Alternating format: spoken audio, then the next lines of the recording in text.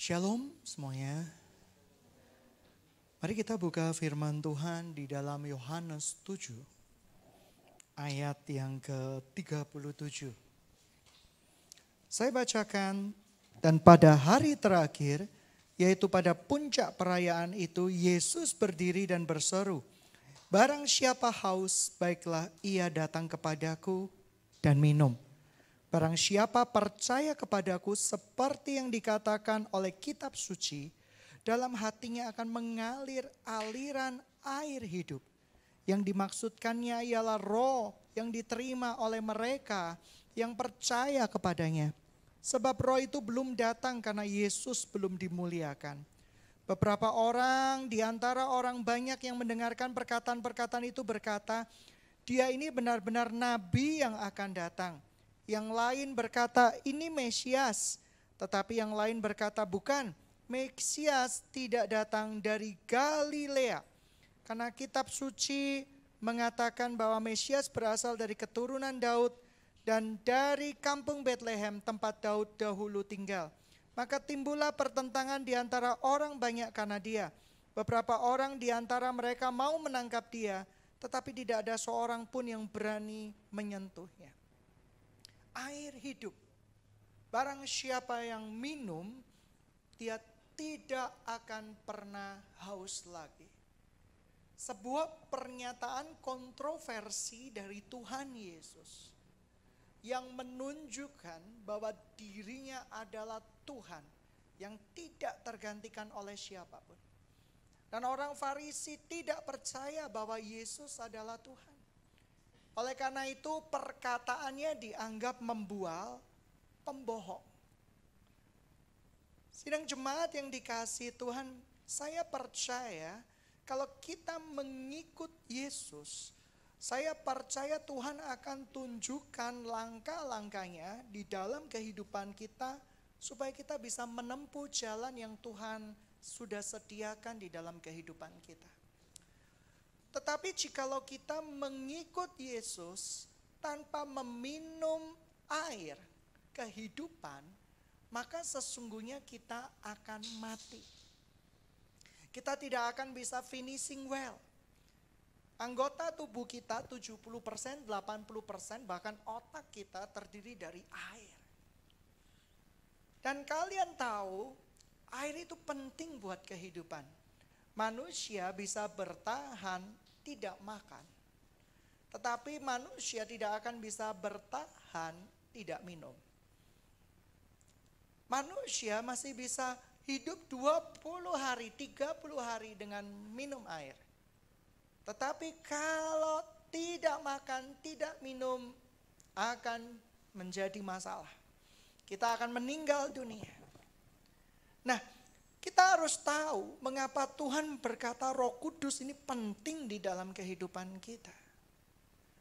Dan Tuhan katakan bahwa Roh Kudus itu seperti air yang mengalir.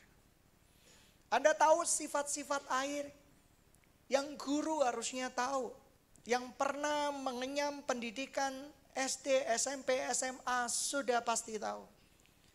Air punya sifat memenuhi segala tempat yang dialiri olehnya. Contoh, air ditaruh di dalam gelas. Airnya jadi botol apa gelas? Botol, kalau itu magician, sulap, jadi botol. Kalau air ditaruh di tempat yang sifatnya kotak, dia akan menjadi kotak. Air ditaruh di dalam tabung, dia akan menjadi tabung. Sifat air adalah memenuhi tempat yang telah disediakan. Roh Kudus menuntun hidup kita. Ketika Roh Kudus mengalir di dalam kehidupan kita, dia akan memenuhi hidup kita tanpa mengubah sifat. Mohon maaf, tanpa mengubah kamu itu siapa. Pribadimu itu gak akan diubah. Tapi sifat kamu yang tadinya pemarah, yang tadinya nakal, itu akan diubah oleh air kehidupan itu. Yang tadinya tidak percaya, diubah menjadi percaya. Tetapi dia tidak akan mengubah bentuknya. Bentuknya adalah kamu. Pribadinya tetap kamu. Kamu yang lucu menggemaskan. Kamu yang lucu sedikit menjengkelkan. Kamu yang sudah tidak lucu menjengkelkan pula. Itu mungkin tidak akan diubah. Keunikan di dalam diri kamu. Pipi tembem, ini bukan body shaming ya, bukan. Pipi tembem, perut membesar. Tidak akan mengubah hidup kamu. Tidak akan mengubah siapa kamu. Tetapi sifat-sifatnya mulai berubah. Yang tadinya kamu hampa, kamu akan mengalami kepenuhan di dalam Roh Kudus. Kamu akan mampu untuk menjalani hidup dengan jauh lebih baik. Sifat air yang pertama adalah mengisi seluruh ruang kosong yang ada. Pada musim penghujan, orang-orang akan mengerti sifat air. Rumah sudah kamu tutup sedemikian rupa, masih bocor juga. Luar biasa kan? Karena apa? Air bisa mencari celah terkecil untuk dimasuki. Sehingga terjadilah kebocoran. Mana rumah yang tidak pernah bocor di muka bumi ini? Semua rumah pasti pernah bocor. Genteng melorot, rumah tanpa genteng, ya kan belum jadi. Rumah juga tanpa kerangka, mungkin masih di dalam proses pembangunan. Tetapi semua rumah hampir pasti pernah mengalami kebocoran. Karena itu adalah salah satu sifat air, dia akan memenuhi ruang terkecil di dalam hidup kita. Itulah Roh Kudus. Roh Kudus memenuhi ruang terkecil di dalam kehidupan kita jikalau kita membuka pintu ruang terkecil di dalam kehidupan kita. Banyak orang tidak lagi bertumbuh di dalam kepenuhan akan Kristus ketika dia mencoba untuk menutup pintu-pintu di dalam hatinya dan tidak boleh dijamah oleh siapapun. Anda bisa bayangkan kotak, kita sekat kecil-kecil, lalu kita masukkan air. Sekat kecil itu kita beri pintu, tidak boleh masuk ya air, kita pintu rapat. Roh Kudus berusaha untuk mencari celah terkecil di dalam pintu itu. Akan mulai menjadi tetesan-tetesan air. Kita yang tadinya tidak mau disentuh menjadi mau disentuh. Tetapi kita tidak kunjung dibukakan. Apakah Tuhan tidak berkuasa? Tuhan berkuasa. Tapi prosesnya akan sangat lama. Karena ruangan itu yang pintunya tidak mau kamu buka. Itu prosesnya, itu perlu waktu berbulan-bulan, bertahun-tahun supaya penuh. Tapi ketika sudah penuh, engkau sudah di penghujung usia kamu. Oleh karena itu, Tuhan berkata, relakan hatimu dan bertobatlah.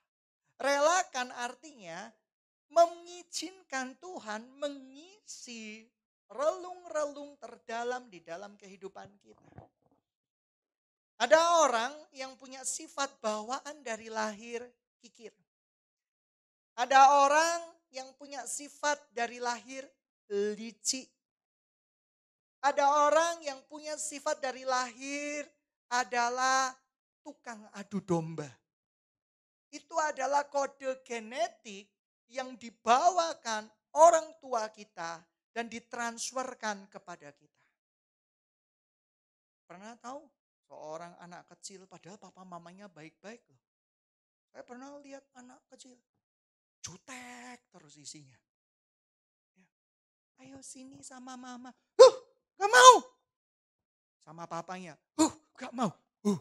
Padahal saya tahu papa mamanya gak ngajarin demikian. Ini anak siapa? Yang jelas saya rasa anaknya papa mamanya. Karena mirip, sudah mirip. Tetapi kenapa menjadi anak kecil yang jutek? Karena ada dosa turunan, sifat turunan, kode genetik turunan yang diturunkan. Selidik punya selidik, papa mamanya waktu kecil memang jutekan. Dan kode genetik itu ditransferkan. Kalau dari kecil tidak mendapat makanan firman Tuhan dan kode genetik itu lebih kuat, maka muncul anak-anak pemberontak di akhir zaman. Oleh karena itu, saya percaya ketika Adam dan Hawa jatuh di dalam dosa, sebenarnya kita sudah memiliki dosa warisan. Warisan dari leluhur kita. Oleh karena itu Alkitab berkata tidak ada seorang pun di muka bumi ini benar. Tidak ada seorang pun di muka bumi ini berbuat baik. Semuanya salah. Semuanya menuju kepada kebinasaan. Oleh karena itu, sifat air yang paling luar biasa, dia sanggup memenuhi relung terkecil di dalam kehidupan kita. Saya pernah kebingungan. Suatu saat rumah saya bocor. Baru beli, bocor. Panggil tukang satu, sembuh sebentar. Panggil tukang dua, sembuh sebentar. Saya tukangin sendiri, lebih nggak sembuh lagi. Saya naik genteng sendiri, takut turunnya. Bisa naik, agak susah turunnya. Karena pada waktu itu awal-awal saya membeli rumah, berat badan saya 86, 87, menyentuh 90 pokoknya. Jadi kalau lihat bawah itu rasanya gaya gravitasi itu sedang menari-nari. Berusaha untuk menarik saya ke bawah. Dan saya agak ogah juga kalau jatuh. Lumayan kalau jatuh. Nah oleh karena itu saya minta tukang yang lain. Tetapi tidak satu pun yang bisa menyelesaikan sempurna di dalam kebutuhan rumah saya. Yaitu diselesaikan bocornya. Sampai suatu saat saya panggil tukang yang secara tidak sengaja menemukan rumah tawon. Saya bisa kaya menjadi pedagang madu. Haleluya. Kenapa? Ada rumah tawon. Rumah tawonnya mending gede. Ini tawon yang jenis enggak ada madunya, kecil. Jadi titik gini. Titik. Hanya satu titik dan itu menjadi kotoran keluar. Dan itu tidak pernah disentuh oleh tukang-tukang yang lain. Karena cari perkara nanti saya digigit. Kalau balas gigit, bibir saya bengkak. Ya kan? Oleh karena itu ini cari perkara. Dilewati, dan dilewati. Bertahun-tahun dilewati. Saya akhirnya bingung, ini sumber kebocorannya dari mana? Suatu saat tukang yang berikutnya ini bukan karena dia pandai, tidak. Tetapi secara tidak sengaja dia merokok, walaupun saya sudah peringati dilarang merokok, tetap merokok. Dan rokoknya digerak-gerakkan di rumah tawon itu. Dia sadar, kasihan ya tawonnya. Dan setelah dibersihkan, ternyata airnya masuk lewat sana. Enggak terbayang bukan? Air yang sedemikian kecil, rumah tawon kecil. Tapi netesnya bisa begitu banjir di bawah. Sampai mau pindah rumah rasanya. Kan tidak terselesaikan. Itulah keunggulan dari air yang luar biasa. Dia sanggup mencari celah terkecil untuk memenuhi. Tetapi sidang jemaat yang dikasihi Tuhan, sifat air yang berikutnya, ia memiliki daya kapilaritas. Anak IPS mungkin tidak tahu. Dia punya sifat kohesi. Wah, maklum teknik kimia, mantan. Gitu ya, karena sudah lulus. Tahu nggak kohesi itu apa? Kohesi itu adalah sebuah peristiwa tarik-menarik dengan molekul yang sejenis. Sifat air yang berikutnya apa? Dia sanggup melarutkan beberapa bahan. Dia sanggup membuat larutan-larutan tertentu. Ya, seperti larutan cinta di dalam hidupmu. Dia sanggup membuatnya. Itu Tuhan. Ya.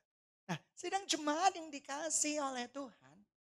Oleh karena itu, kenapa Alkitab melambangkan Roh Kudus itu seperti air, sumber kehidupan.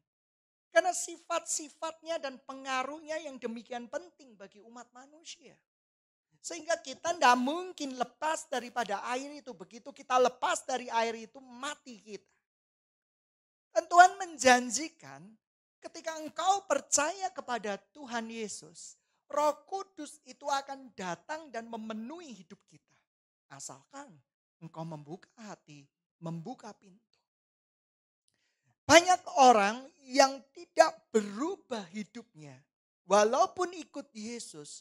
Karena dia tidak mengizinkan Roh Kudus memenuhi bejana hatinya. Sifatnya masih licik, sifatnya masih egois, sifatnya masih suka ambil keuntungan. Sifatnya masih curang, sifatnya masih sifat-sifat yang lama di bawah. Walaupun dia membawa bendera anak Tuhan. Walaupun dia membawa baju I believe miracle. Tetapi dia tidak percaya sama sekali pada hakikatnya. Dia hanya punya slogan-slogan, capturean kehidupan yang ditonton kepada banyak orang. Tetapi dia tidak menghasilkan apapun di dalam hidupnya. Sidang jemaat yang dikasihi Tuhan. Roh Kudus itu penting. Karena hanya Roh Kudus yang mampu membuat kita finishing well. Salah satu sifat air yang luar biasa, dia adalah dinamis. Dia sanggup merusak bangunan yang paling kokoh sekalipun. Saya lihat salah satu rumah yang 15 tahun yang lalu kokoh luar biasa. Karena ditinggal penghuninya, tidak pernah dirawat, air itu merusak semuanya. Luar biasa sekali. Bangunan-bangunan yang kokoh menjadi rapuh. Daya rusaknya, daya geraknya luar biasa. Saya percaya jikalau Anda semua mau dipimpin oleh Roh Kudus, Anda akan memiliki daya dobrak yang luar biasa. Bukan daya rusak ya. Karena aliran-aliran dari Roh Kudus ini membuat Anda bergerak sesuai yang Dia inginkan tanpa merubah siapa Anda, identitas Anda. Yang Anda suka jeplak, tidak akan ketika ikut Roh Kudus tiba-tiba menjadi orang yang sangat lembut. Ya, mungkin gaya bicaranya tetap jeplak. Ya, jeplak itu tahu nggak sih? Zlep, zlep, zlep, plak, plak, plak. Nah, jeplak itu. Ya. Petrus, walaupun dia memiliki Roh Kudus, ngomongnya masih keras. Ketika Petrus memiliki Roh Kudus, Alkitab tidak pernah mencatat, tiba-tiba Petrus bicaranya sangat lembut. Dalam saudara-saudara, ada sukacita hari ini. Ayo. Nah seperti itu Petrus. Tetapi Petrus tetap dengan kekuatan suaranya. Tetap menggebu-gebu. Yohanes yang bicaranya tutur bahasanya mungkin lembut. Tetap lembut. Tapi daya dobraknya berbeda. Ketika Anda mengizinkan Kristus hidup di dalam hidup Anda. Dan Roh Kudus menguasai seluruh hidup Anda. Dia bukan aliran air yang mati, dia aliran air yang hidup. Anda akan dipimpinnya bukan hanya di level sekarang. Ketika Anda melayani sebagai guru, Anda akan mendapat next level. Next levelnya bukan berarti bangunannya ditingkat lagi, Anda naik yang lebih tinggi, bukan. Tapi next levelnya Anda bisa mendoakan murid-murid Anda dan mereka dijamah oleh Tuhan. Itu daya dobrak. menyalahkan murid-muridnya yang pasif. Orang nggak punya Roh Kudus, salahin sekelilingnya. Percaya sama saya. Tetapi orang yang memiliki Roh Kudus, dia nggak akan takut dengan sekelilingnya. Karena dia memiliki daya dobrak, daya bongkar, daya hancur. Bukan berarti menghancurkan murid-murid, bukan. Tetapi dia sanggup dengan kekuatan dari Tuhan menemplak pelanggaran-pelanggaran. Menyingkapkan dosa-dosa supaya orang berbalik kepada Kristus Yesus. Ini penting. Kita perlu Roh Kudus. Ketika Anda tidak mengizinkan Roh Kudus bergerak di dalam hidup Anda itu aja.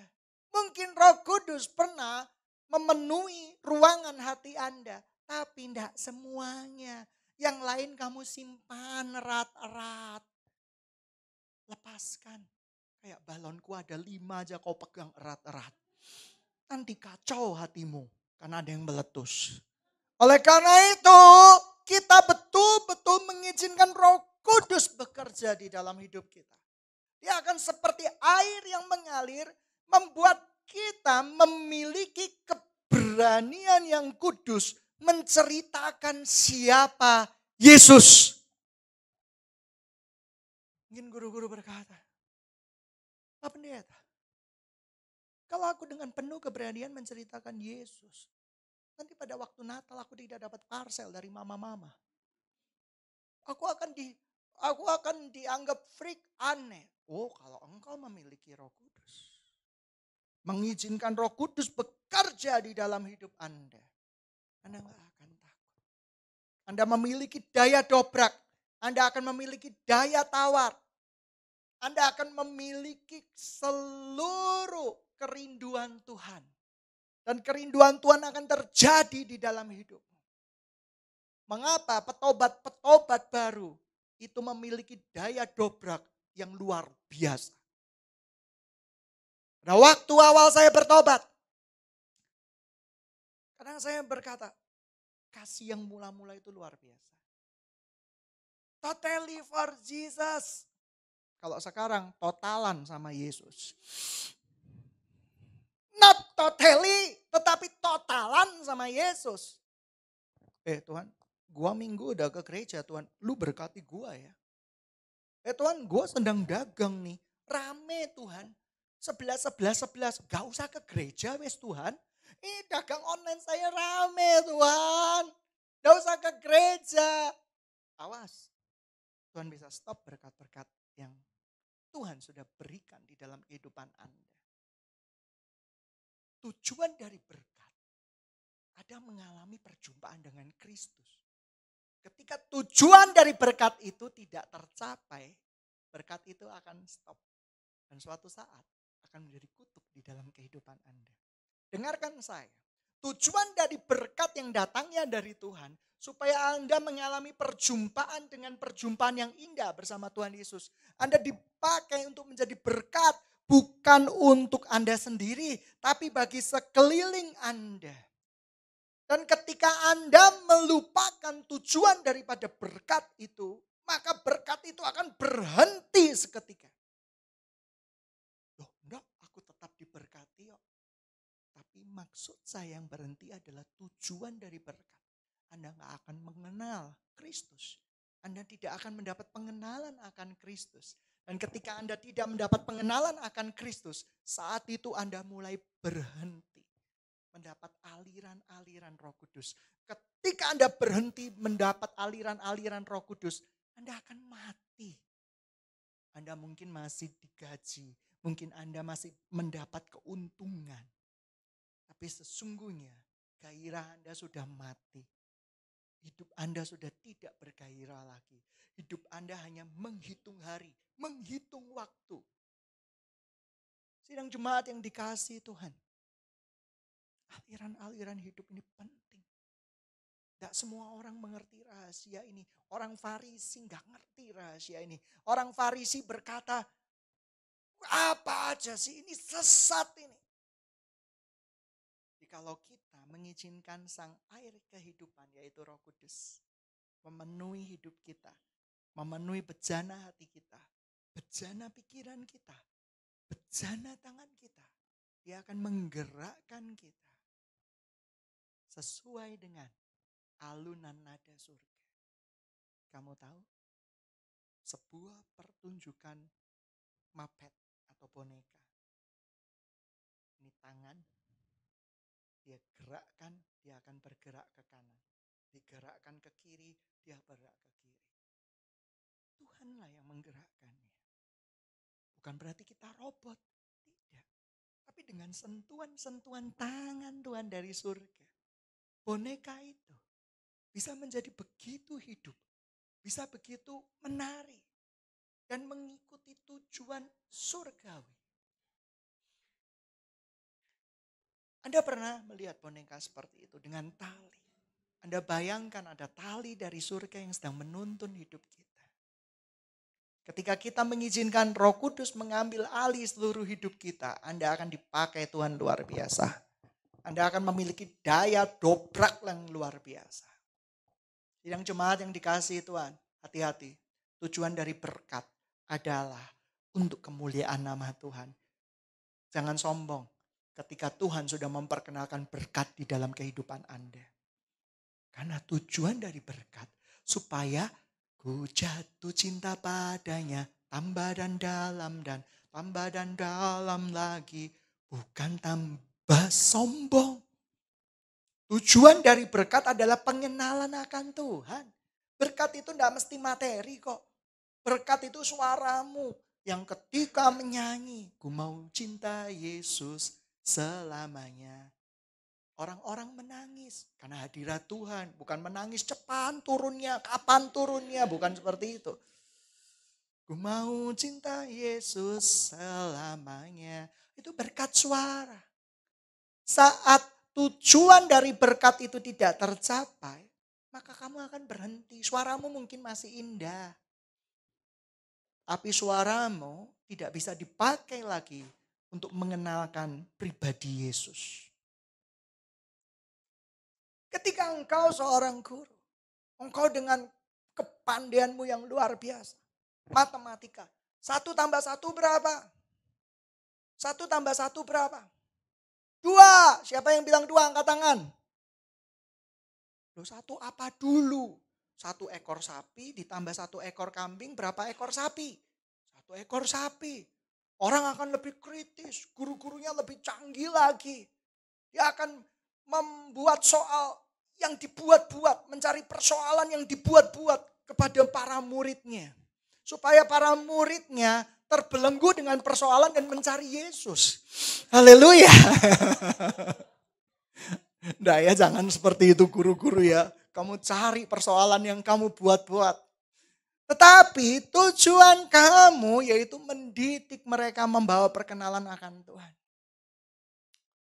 Kalau seorang guru berkata, muridnya berat-berat, muridnya aneh-aneh, muridnya tidak suka sama Tuhan. Bukankah semua murid-murid itu seperti itu? Mereka belum kenal Yesus. Oleh karena itu mari kita perkenalkan siapa Yesus.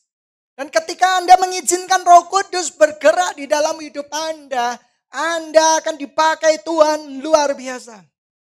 Billy Graham, penginjil-penginjil yang luar biasa. Ada begitu banyak tokoh-tokoh Alkitab. Tokoh-tokoh kebangunan rohani. Itu berasal dari guru sekolah minggu. Yang mengajarkan pribadi Yesus, yang mengajarkan perkenalan akan Yesus. Dan dia mau membuka hatinya dan dipakai Tuhan secara hebat, secara luar biasa. Roh Kudus punya karakter. Dia tidak takut menghadapi apapun. Tidak ada satupun benda. Ya. Ketika ada air, ada air. Anda tulis, dilarang masuk air, oh nggak bisa. Air itu akan dobrak pintu itu.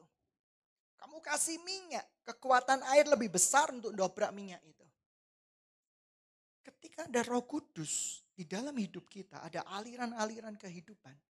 Anda akan dipakai kemana saja, Anda akan siap sedia.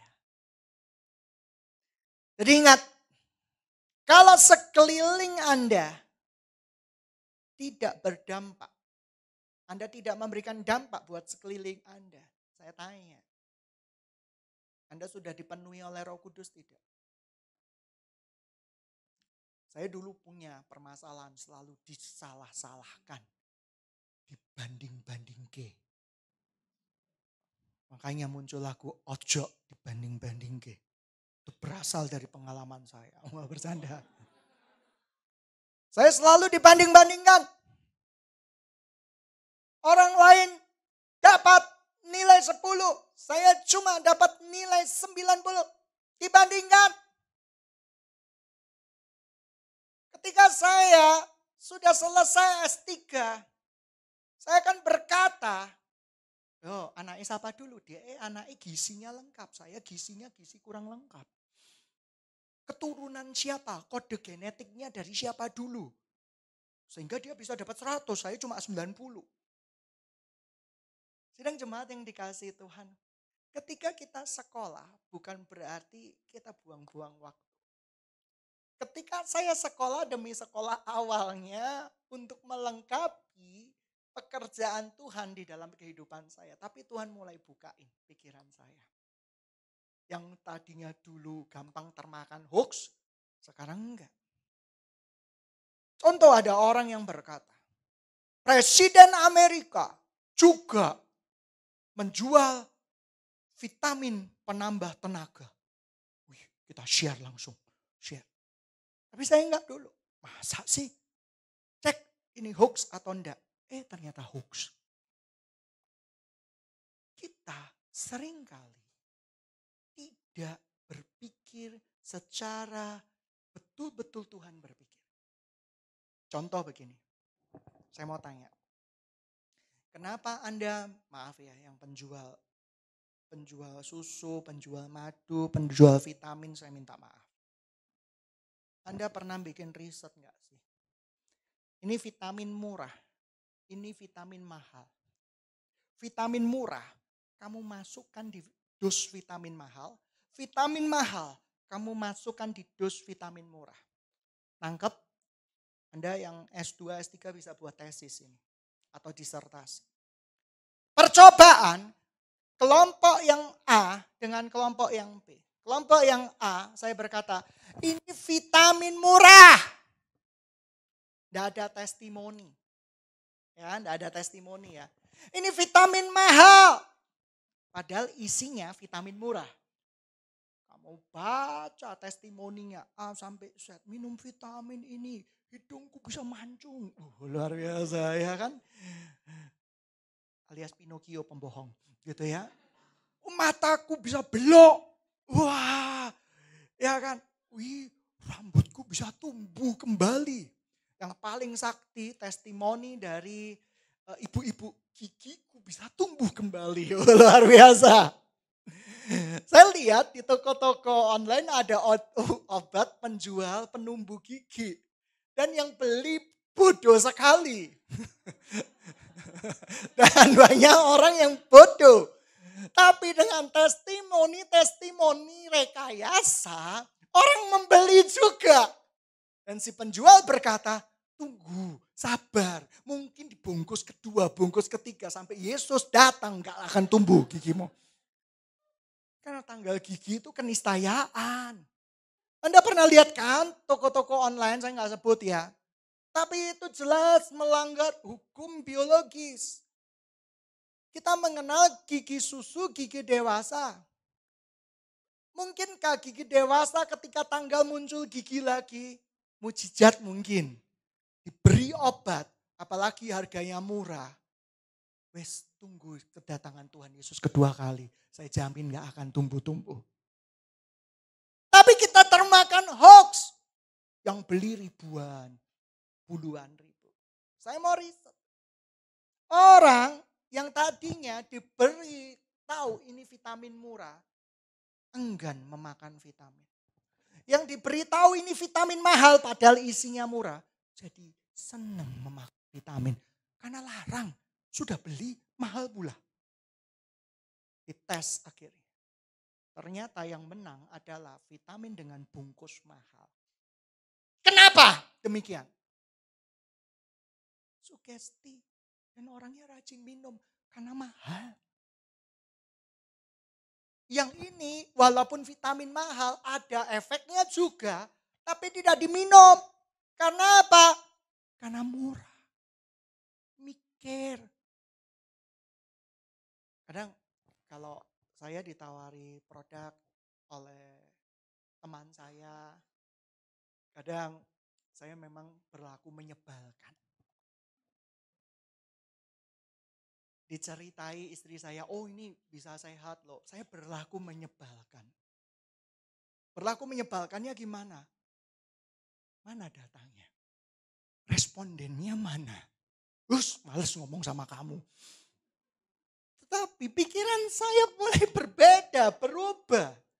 Dulu menganggap mentah-mentah sebuah berita, sekarang saya mulai mengkritisi sebuah berita. Karena banyak berita-berita yang tidak bertanggung jawab palsu.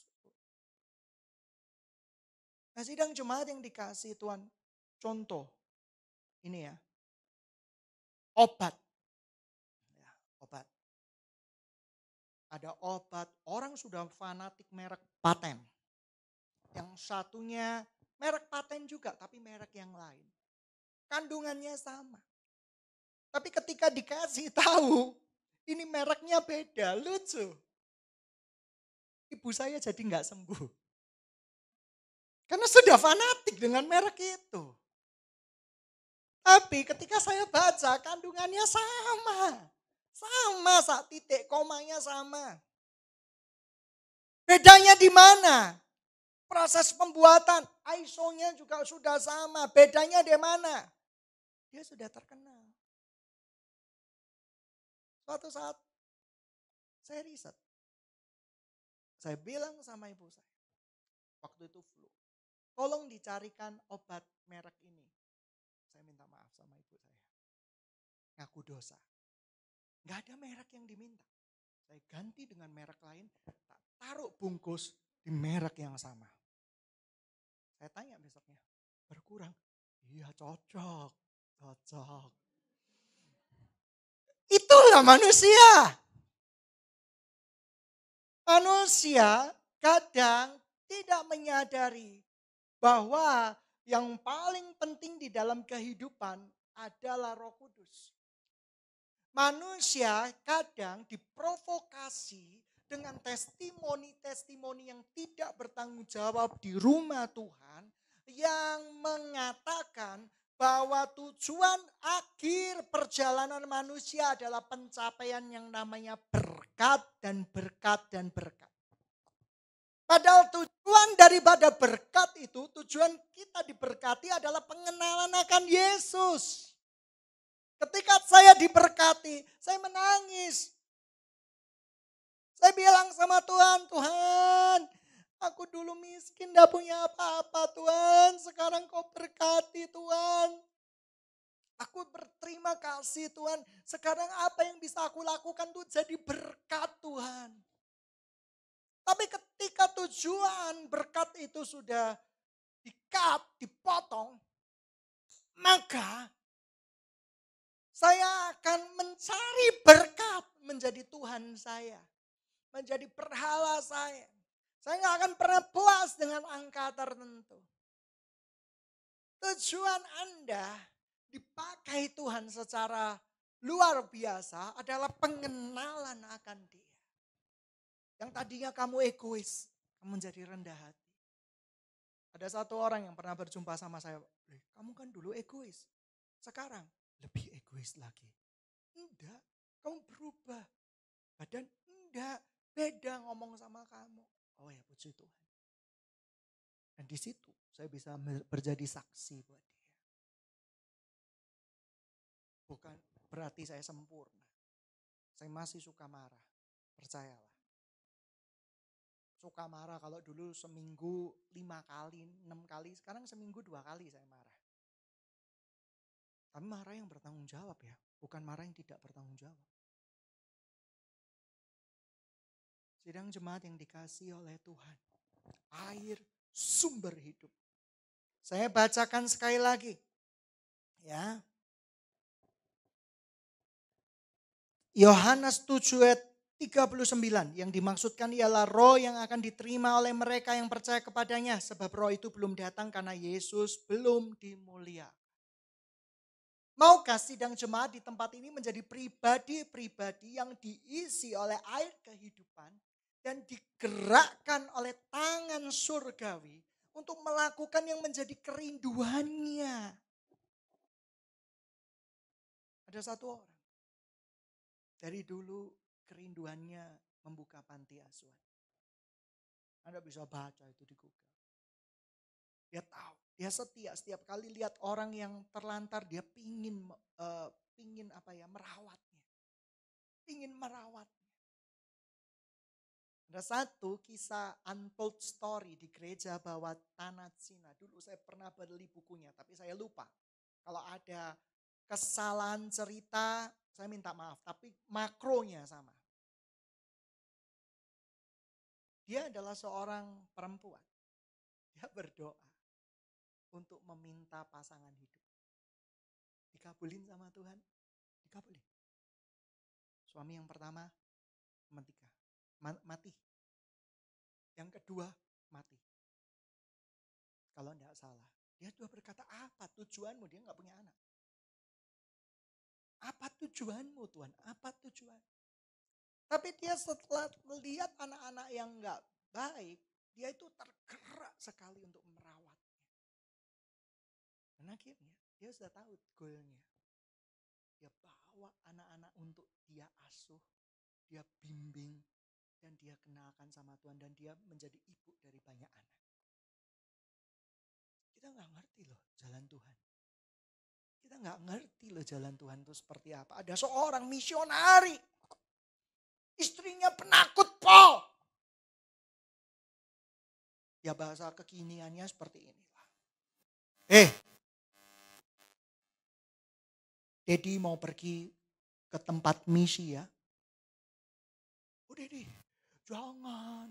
Di tempat misi itu tempatnya bahaya Dedi. Bahaya banget. Orangnya pemakan daging Dedi. Waduh Dedi ini kan subur. Nanti ini menjadi tempat pertama untuk disate Dedi. Istrinya penakut luar biasa. Penakut Paul. Mungkin tidak seberani suaminya. Dan seumur hidup istri ini tidak pernah bermimpi. Dia akan melanjutkan perjalanan misi sang suami. Dan benar.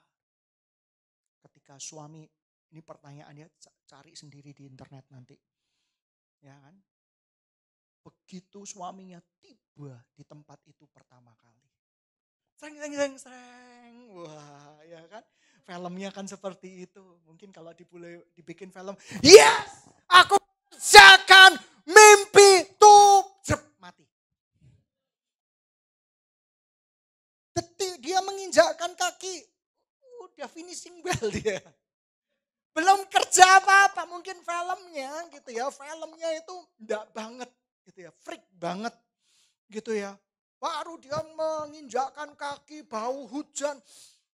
Aku bau hujan gitu ya. Yesus inilah mimpi terbesar dalam hidupku. Yaitu menjadi saksi di tanah ini. Mati langsung. Kena tombak. Istri yang tadinya gak mau. Yang separuh hati, setengah hati, seperempat hati. Yang penting tidak membagi hati. Dia melanjutkan karya sang suami. Dan terjadi kebangunan rohani. Anda gak ngerti maksud Tuhan apa. Anda gak pernah ngerti rencana Tuhan apa. Tapi izinkan tubuh Anda, diri Anda menjadi saluran kasih Tuhan. Luar biasa. Anda gak ngerti. Di dalam setiap hal yang mungkin kita tidak mengerti, Tuhan bekerja. Sidang jemaat yang dikasihi Tuhan. Percayalah, Kalau kita mengandalkan Roh Kudus, mengandalkan Tuhan Yesus, hidup kita akan menjadi maksimal penuh. Amin. Siapa yang mau mengandalkan Roh Kudus? Angkat tangan.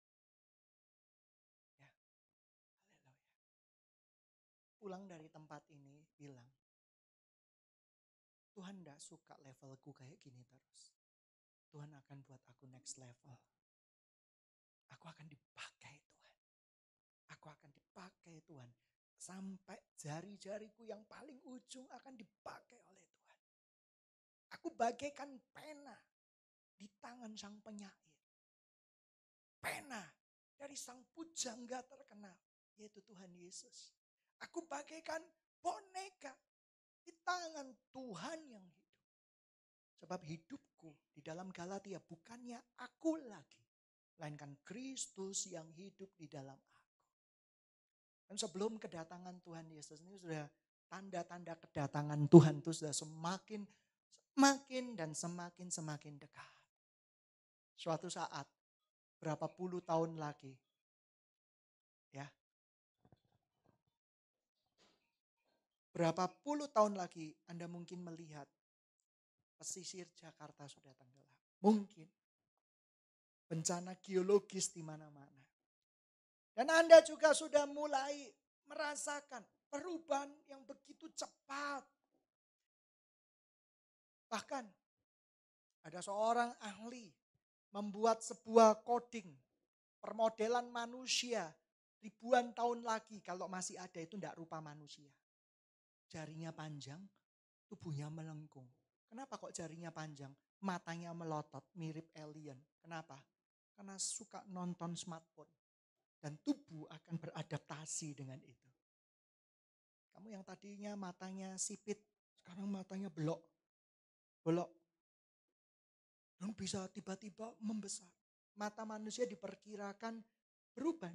Mungkin tidak biru lagi, tidak hitam lagi, tidak coklat lagi. Tapi mungkin hijau. Untuk melindungi bahaya radiasi yang ada.